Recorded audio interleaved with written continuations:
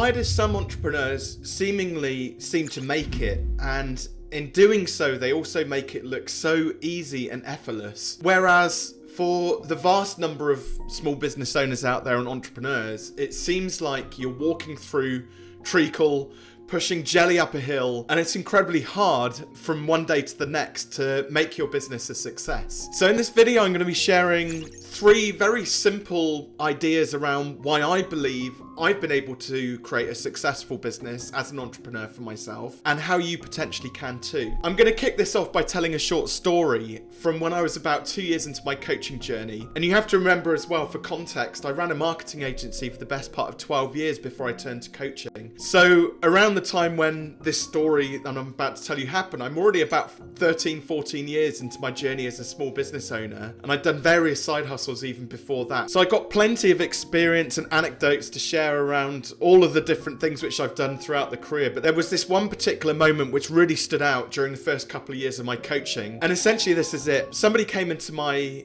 office. I used to have a small office in the local town where I delivered my coaching sessions, and she sat down in front of me during this consultation, and one of the first things which she said to me was, "Robin, I think you're a better coach than I am, but I don't understand why you've been so much more successful than I've been." So there was a bit of a red flag there, and it did irk me a little bit when she said those words. However, I was like, right, I'm a coach, don't make it about yourself, push your ego to one side, and let's see if we can figure out what's going on. Why would she say something like this? So I asked her, I said, well, tell me about your level of activity recently. How many consultations have you done, for example, recently? And I remember she started counting on one hand. She's going 1, 2, 3, 4, 5. She said 4 or 5 consultations. I said, oh, well, that's not bad. 4 or 5 consultations in the last week. I mean, you should be really, going great guns. And she said, no, Robin, that's 4 or 5 consultations in the past year. And I was like, well, there's your problem. Immediately, I said, the last 12 months for me sounded a little bit like this. I did 125 consultations. I did 44 podcast interviews. I did close to 40 speaking engagements. I wasn't getting enough speaking engagements, so I set up my own networking meeting, which I ran 12 events where 600 people came along to it. I even booked out the Aerospace Museum down in Bristol and held an event to 200 people underneath the wing of a Concorde. And so I just listed off all of this huge volume of activity which I'd undertaken during the first 12 months of my coaching practice. And you could see her eyes slowly getting bigger and bigger and bigger as she realized that the reason she was struggling so much is that she tried to grow this online coaching business hidden behind screens, doing social media and setting up her website and doing personal branding. But the thing that she wasn't doing is taking specific action geared around creating this impact. And ultimately, that's what I believe becoming a successful entrepreneur is based on. It's about taking action. But there are certain biases towards certain type of actions which you need to pay more attention to. And I'm going to just go through quickly 3 different things which you can hopefully take away from this video and implement straight away as an entrepreneur, because they're not tactical, practical things that you can go and do social media or build a website or things like that. These are ideologies. They are mindset techniques which you can literally, so long as you understand them and you get some insights from them, you can start practicing these today. And I can guarantee that over time, it will make a massive difference to your business and your journey as an entrepreneur. There's a fantastic book called The Slight Edge. I forget who the author is, but in The Slight Edge, it talks about these small daily actions which we need to do as entrepreneurs and, well, people, not just entrepreneurs or business owners, that over time, they start to compound. And then eventually you end up having this enormous success. But you have many years of struggle and it feels like it's hard work before all of a sudden you hit that inflection point and it starts to feel easier. It also works in reverse. There can be negative traits or habits which you've picked up, which you're doing, which gradually compound over time and then have a negative impact. So all of a sudden the inflection point looks more like burnout or catastrophes happening, or maybe you have to give up being an entrepreneur because it's just not working out for you. And I use this as an example often, which is one small thing which I do each and every day when I start my day is I make my bed. And I take great pride in making my bed when I get up every morning, because it means that I've ticked off one task, I've done it with pride and I've done a great job of it. it, and I can be really proud of that, and I can take that positive energy into the next activities of my day.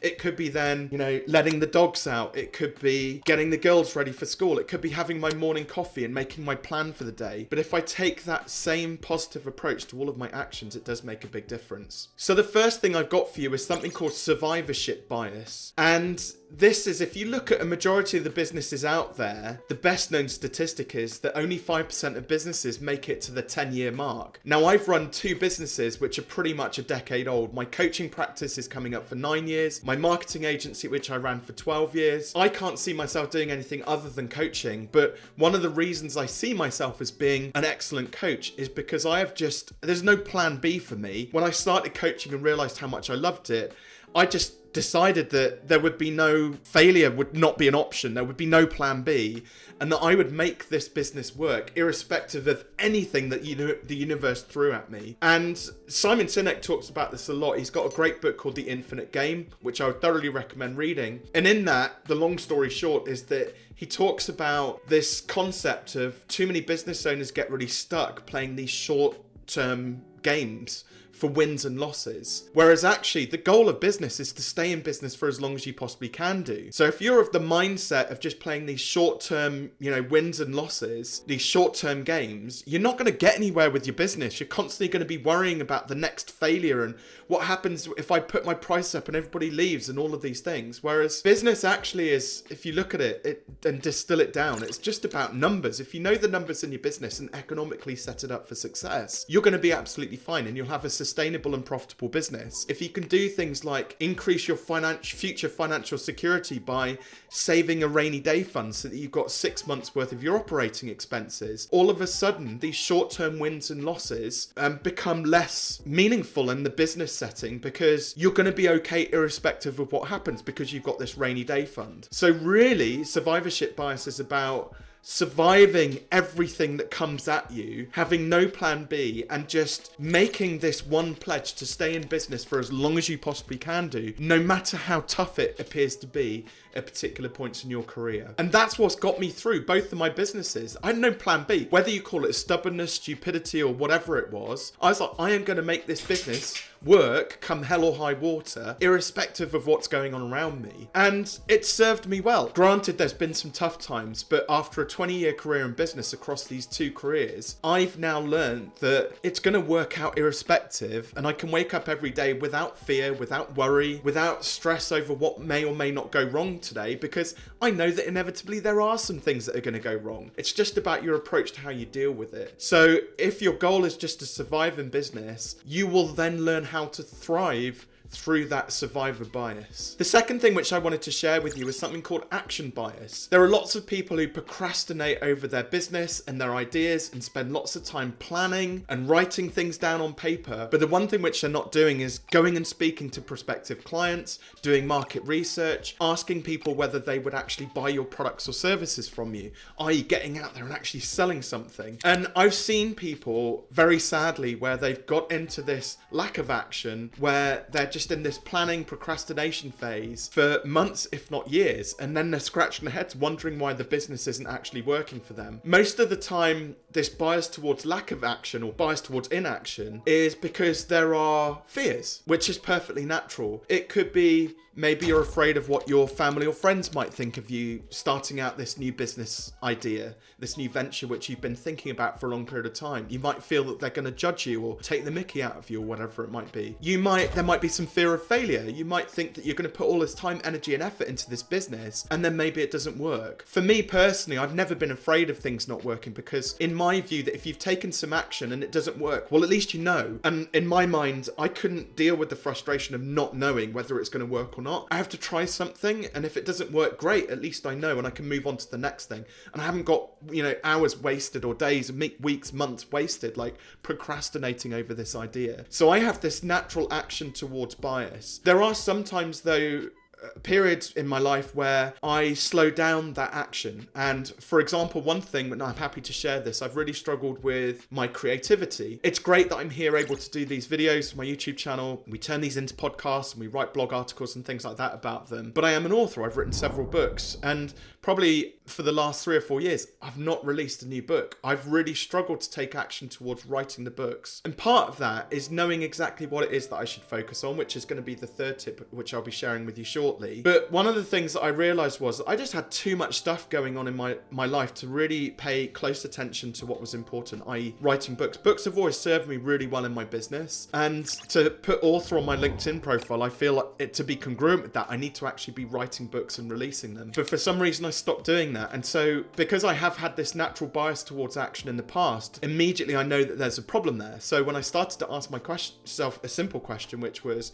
why are you not writing books, Robin? There was fear involved with it, because I've had several books. They've been very successful. They've done wonders for my coaching business. But for some reason, I'm wondering I'm afraid, what if my next book isn't as good as the other books? What if it's not as well received? What if I go through the launch process and there's a challenge, a problem with that, which I can't overcome? What if I don't get as many positive reviews? What if people don't like the book or don't like me? So there's all these natural fears which came up, which have prevented me from taking action. But the great thing is, I know that I can reassure myself because I've written books successfully and they've worked. I've had 1-star reviews in the past and I'm still here. It hasn't killed me, and that generally my work is well received because I've got a far bigger audience than I had when I first started writing 10 years ago. So these are, again, biases towards action, which hopefully, if I can remove some of that fear, I'm able to kind of lean into that, write a book, and now my larger community that I've created will, hopefully lean in and support me when my new book comes live, hopefully later on this year. I suppose one of the things to read, if you're interested to know more about this, would be The Lean Startup by Eric Ries, where he talks about this notion of creating a minimum viable product rather than developing this,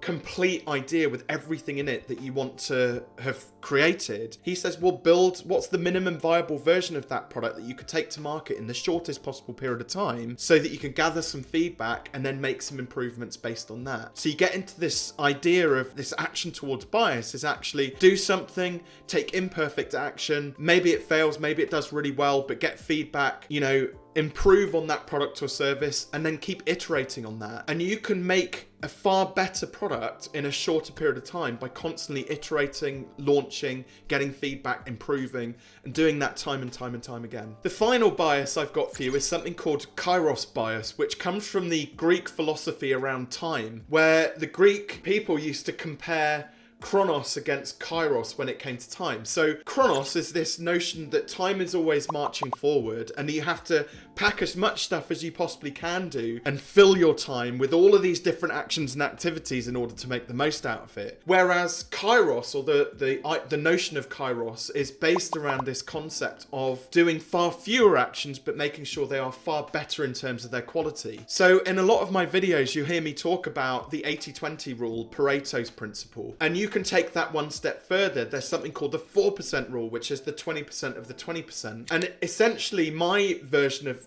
the Chyros bias is applying the 4% rule to any of the activities which you do in your business. There are a million and one different things you could be doing in your business, like on a day-to-day basis, for anything from like checking your emails to doing content marketing to writing blogs and podcast interviews to going to networking events to doing your finance and admin to messing around with your calendar and getting diary entries booked in there to building landing pages. And the list is absolutely endless. But what I've learned over the last 20 years is that there are a very small number of activities or inputs which contribute to a very large number of outputs and impacts within your business. Therefore, your goal is to remove as many of the inputs which aren't terribly productive as you possibly can do out of your business, or pay somebody else to do that if you can afford to do it, and focus on the just few activities that you do repetitively which create the greatest impact. So to quantify this, I'll give you an example, and I'll also share one of my other videos where I talk about this as well around partnerships. So I did one podcast interview a couple of years ago. Yeah, it's a couple of years ago now, coming up for 18 months, with a guy called Ali Abdal. Now that one single podcast interview led to me getting 3,000 leads for my small, humble coaching practice, and about £250,000 worth of new business in terms of clients that then came and worked with me through the Fearless Business Accelerator. And just to put this into context, to get 3,000 names and email addresses into Email Octopus, the tool I use for my email marketing, probably had taken me somewhere close to 4 years in order to create to generate 3,000 leads for my coaching practice. So this one interview that was a trip down to London, a 2.5-hour conversation with Ali Abdaal, created a massive amount of noise and impact, helped loads of people in their businesses who tune in to watch Ali's podcast. But it had the same impact as like 4 years worth of work prior to that. And it absolutely like blew my mind. I couldn't believe like that this one action could just create such a massive positive impact in my business. And so now what I've done is I've stopped doing a lot of the other social media activity that, I'd spent 4 years doing, generating those 3,000 leads prior to that, which mostly revolved around sort of social media and various other activities like that one, online digital marketing. A lot of the stuff which you hear a lot of the gurus and experts talk about these days. And now instead I focus on finding other opportunities, other partnerships with people similar to Ali Abdaal. And I have a short list of those people who I'm very intentional about forging those partnerships with. Now, I don't know when the payoff is going to come. I don't know whether those partnerships are going to lead to anything. I don't know if, I'm going to get another opportunity to be on a podcast like I got with Ali Abdaal. Hopefully I will do at some point. And this is the hard part about this philosophy around the Chyros bias is these things happen far less. Think of it this way. When you post something on social media and you get a few likes or a comment or a share or something like that, or even a video here on YouTube, it's a similar sort of thing, and you get a few views. It's like Pavlov's dog, the bell rings. You get that little reward each time you get a like or a comment or a share. But from my experience, it's really rare actually that you get all of that noise, which then leads on to actually somebody leaning in and you getting a client from it. It does happen, by the way, but there's a heck of a lot of input which goes in and not much output. Whereas what I noticed is that, and this is what a lot of small business owners and entrepreneurs feed off, these little Pavlov's dog, the bell constantly ring, the likes, the comments, the shares, the things which kind of pay into our ego on a regular basis. And they get very impatient. They don't want to wait months, if not years, to get an Ali Abdaal style podcast and 3,000 leads, because what they need is that little reward right now for putting out a piece of content, and they need lots of those, and they need those to happen every day. I used to be exactly like that, and yes, I still like the plaudits and the accolades. I like people reaching out to me on social media when I push out a nice piece of content that they found valuable. I do get some reward from that, but the way I see it is a bit like, imagine that if you want to get wealthy, they recommend you have multiple streams of income. If you want to get wealthy as an entrepreneur in terms of being able to generate leads and interest within your business, you need to have multiple streams of leads and inquiries coming into your business. So having these short-term fixes, rewards like Pavlov's dog, but alongside that also forging these deep and meaningful partnerships that create a much larger impact for a much smaller overall input. Like I said, a train journey down to London, 2.5 hours of chatting to a friend of mine, and then it goes out as a podcast interview and it creates this huge amount of noise and impact. And I think every entrepreneur or business owner is capable of creating these kinds of opportunities for themselves. It's just that what's not happening is they're not giving themselves, or you're not giving yourself, the time and the opportunity to sit and look at all of how you're spending your time and then the positive impact that those actions are having with that time that you've got. You're not diagnosing enough. You're not spending time just like, you're just busy doing all of the stuff that everybody else tells you to do and you think you should be doing. And if you got a little bit more savvy and look for the things with like, rather than 1,000 pieces of input or action which you take that only lead to 1,000 outputs, what is the one thing that you can do, one input you can do that leads to those 1,000 outputs? And if you can figure out what those are, I mean, look, it's stark, the statistics. I went from probably spending 20, 30 plus hours a week doing social media and all of the things all of the experts tell you to do. Now with my partnerships, I invest maybe 2 to 3, maybe 4 hours a week, if that. So 1/10 of the time I spend on partnerships and I get far greater results. Imagine if you could have that impact in your business. So there you go, the 3 things. So survivorship bias, stay in business for as long as you possibly can do and make sure you don't have a plan B. Action bias, which is making sure that you are just taking action. Don't procrastinate. If you've got an idea for something, do it. Actually do something. And then finally, Chyros bias, which is where you're making sure that you're using your time wisely, making sure that you're doing far fewer things, but which have a far greater impact or output on the other end of it. And that, to me, you do those 3 things and you do that for the next decade, 2 decades, 3 years, you will be such an incredibly successful entrepreneur, you won't know what to do with yourself. It's worked for me. You know, I'm not like a multi-millionaire or anything like that. I don't ever profess to have this shiny business with Lambos and expensive watches and things like that. But I see a successful business, the one which I run, has given me time to spend with my family. It's fun because I get to work with incredible people. Yes, I do get well compensated for the work which I get to do. I get to travel. I get to spend Tuesday morning at 10 o'clock walking my dogs or whatever I want to do with my time. Spend more time with my family, my children, and things like that. And there are certain sacrifices which you have to make. But these 3 things which I've listed off, you do those and nothing else, you'll have masses of success. And look, if you've got an idea or something that's burning away in you and you do have a genuine fear that you're aware of that's stopping you from achieving that, please, please, please reach out to me. It's called Fearless Business for a reason. My job is to help you fear those things ever so slightly less that are stopping you from achieving your goals. And I do a free 30-minute consultation. If you're interested, you can go and find the link in the description below. Jump on, let's have a conversation. Let's see where those fears are, and let's see if we can start to unlock some of this inactivity that's maybe preventing you from being a successful entrepreneur.